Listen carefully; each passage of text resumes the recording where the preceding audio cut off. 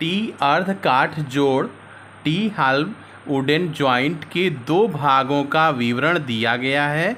यहाँ चित्र में टी अर्ध काठ जोड़ के दो भागों का विवरण दिया गया है। विवरण आरेखन के दोनों भागों को एक साथ एकत्र कर, अब ये दो भाग अलग अलग दिए गए हैं, इन दोनों भागों को एक साथ एकत्र करना है। एकत्र कर निम्नलिखित दृश्यों को खींचिए। अब इन दो भागों को एकत्र करके अलग अलग ये दो भाग दिए गए हैं, टी अर्ध कास्ट जोड़ के इनको जोड़ने पर टी शेप मिल जाता है। तो इनको विवरण में आरेखन के दोनों भागों को जोड़ना है और एकत्र कर निम्नलिखित दृश्यों को खींचना है।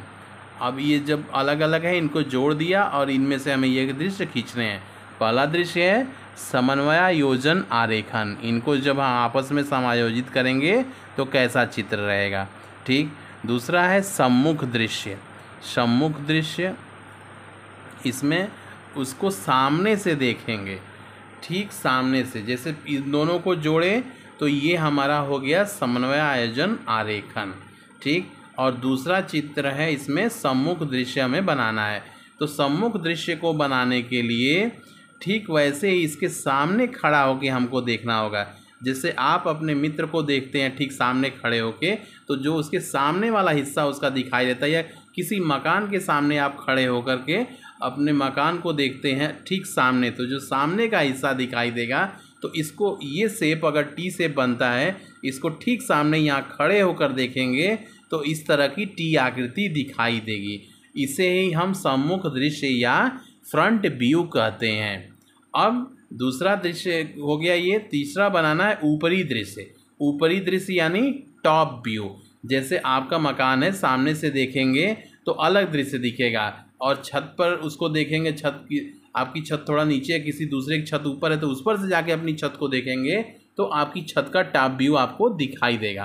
तो इसका टॉप व्यू, अब ये टी शेप है, इसका टॉप व्यू एक रेक्टेंगल शेप हो जाएगा। ये सिर्फ ऊपर का व्यू यहाँ पे दिखेगा।